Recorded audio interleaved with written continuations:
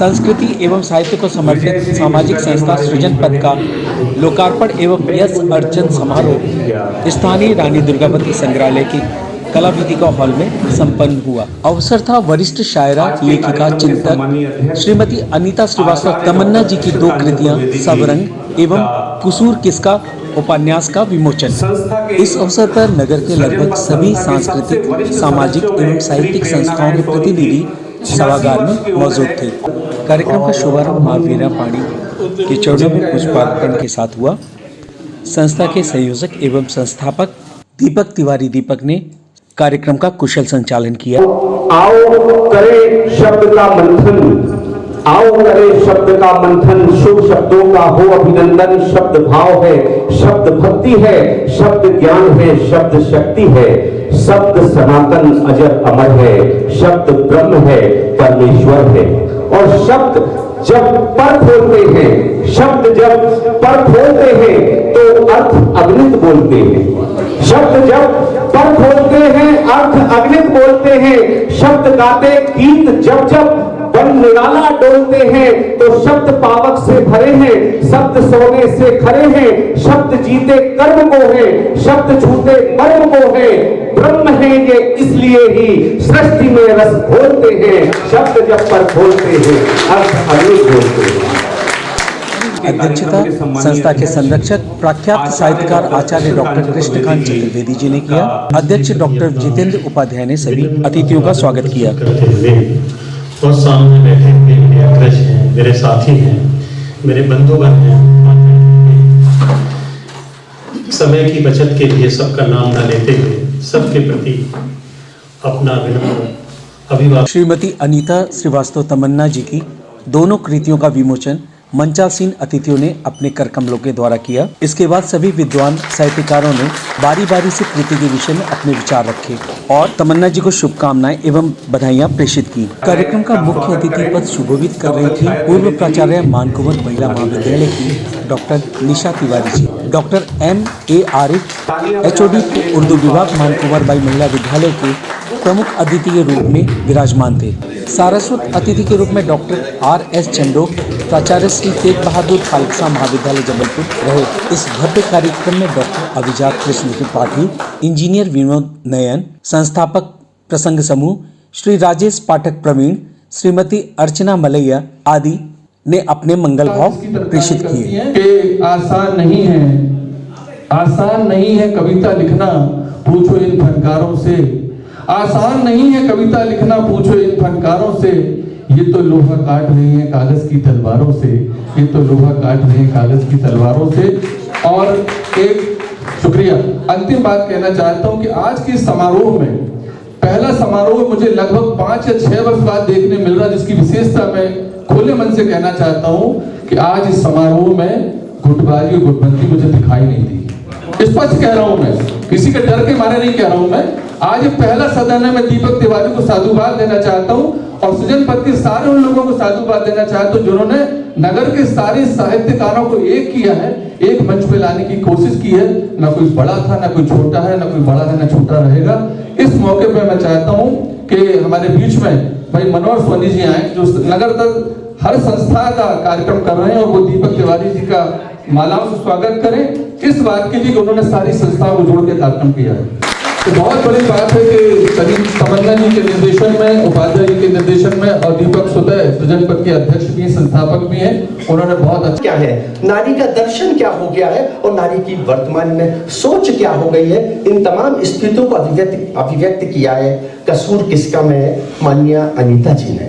अनीता जी का सृजन मूल्यों का सृजन है, मातृशक्ति की चेतना का सृजन है, सामाजिक बोध का सृजन है, और सबसे बड़ी बात यह है कि हमारे अंतर मन के पाखंड को विसर्जित करने के लिए दिशा दर्शन का सृजन है। हम हृदय से प्रणाम अर्पित करते हैं सम्माननीय अनीता श्रीवास्तव तमन्ना जी की उस संवेदना को, उस लेखन को, उस चिंतन को। और इसी क्रम में हम प्रणाम अर्पित करना चाहेंगे आदरणीय निगम साहब को। निगम साहब पर मेरी दृष्टि नहीं जा रही है, लेकिन वो एक क्षण अपने स्थल पर खड़े हो जाएं। मैं तालियों के साथ अभिवादन करना चाहूंगा आदरणीय निगम साहब का। निगम साहब संभवतः बाहर है।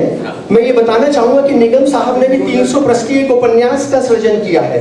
उसमें भी स्त्री बोध है, उसमें समाज बोध है, उसमें नारी के अंतर के दर्दों का विलक्षण रूप से प्रस्तुतिकरण है। मैं उनकी कलम को भी प्रणाम करता हूँ, अनीता जी की भी कलम को हृदय से प्रणाम करता हूँ। जिस चीजों में हम लोग बैठे हैं, माँ नर्मदा की कृपा भी होनी चाहिए। मैं सज्जन पक्ष से कहूंगा, जब सरस्वती वंदना होती है तो उसके संग नर्मदा अष्टक भी होना चाहिए। हम लोग अपने खालसा महाविद्यालय में एक परंपरा बनाए हैं, यदि सरस्वती वंदना हो रही है तो नर्मदा अष्टक जरूर होगा, चाहे अवश्य होगा। क्योंकि मैं नर्मदा जी का आज 23 साल से लगातार नर्मदा जी जाता हूँ और नर्मदा जी को प्रणाम करता हूँ। उसके बिना मैं महाविद्यालय में नहीं आता। वरिष्ठ शायरा, लेखिका एवं चिंतक श्रीमती अनीता श्रीवास्तव तमन्ना जी ने अपने दोनों कृतियों के ऊपर प्रकाश डाला। मैं इतनी उद्वेलित थी, इतनी बेचैन थी कि इसे लिखने से अपने आप को नहीं रोक सकी।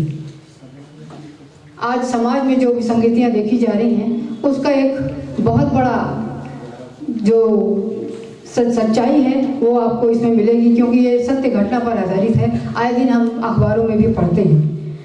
तो मैं ये कहना चाहूँगी कि आज जहाँ रिश्तों की गरिमा समाप्त हो रही है, घर टूट रहे हैं, वहाँ पर ये सब देखकर मैं इसको लिखने से नहीं रोक सकी। और इसके लिए जो मुझे प्रेरित किया, डॉक्टर यूनुस फराज साहब जो किसी वजह से नहीं आ सके हैं भोपाल के, और श्री नरेंद्र निगम जी, इन्होंने मुझे प्रेरित किया कि इसे लिखना बहुत आवश्यक है।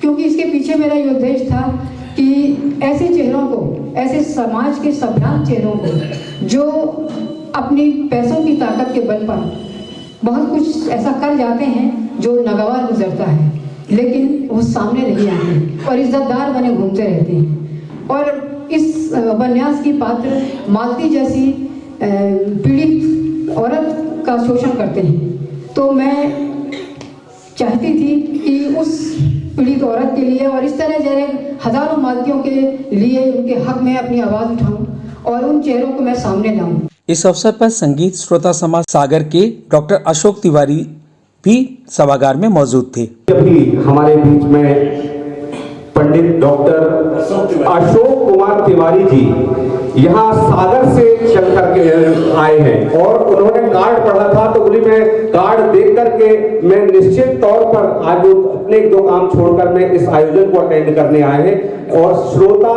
संगीत श्रोता समाज के संस्थापक। काव्य पर, भाषा पर हम चर्चा करते हुए अनीता जी के व्यक्तित्व पर चर्चा कर रहे हैं। स्वाभाविक है। प्रश्न है कि रचना का और रचनाकार का क्या संबंध है, अनीता जी का और अनीता जी की रचना का क्या संबंध है, क्या परिवेश है इनके व्यक्तित्व का।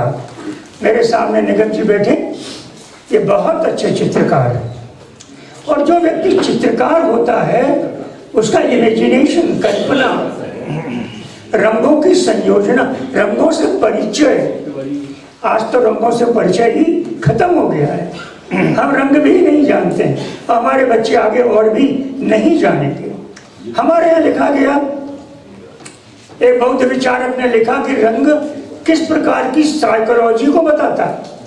एक एक रंग मनुष्य के व्यक्तित्व को उजा। क्या कारण है कि एक व्यक्ति काले ही कपड़े पहनता है, क्या कारण है कि कोई सफेद ही पहनता है। आखिर जो आदमी घर में कपड़े सिलवा के कपड़े पहनता है तो वो क्या केवल बाजार में देख करके पहन लेता है? उसके भीतर की वृत्ति काम करती, भीतर की सामर्थ्य काम करती, आस्वाद लेने की क्षमता जो उसके अंदर है, उनके उपकरणों को पहचानने की शक्ति काम करती है। इस दौरान संस्कार भारती जबलपुर एवं वाकन क्लीन परिवार को सम्मानित किया गया। व्यक्तिगत सम्मान के अंतर्गत श्री ML बहोरिया, अनीश जी को एवं श्री रघुनाथ पटेल जी को सम्मानित किया गया। कार्यक्रम के अंत में सभी ने स्वल्पाहार किया और कार्यक्रम समाप्ति की घोषणा हुई। ब्यूरो रिपोर्ट मनोहर सोनी, हमारा अपना जबलपुर।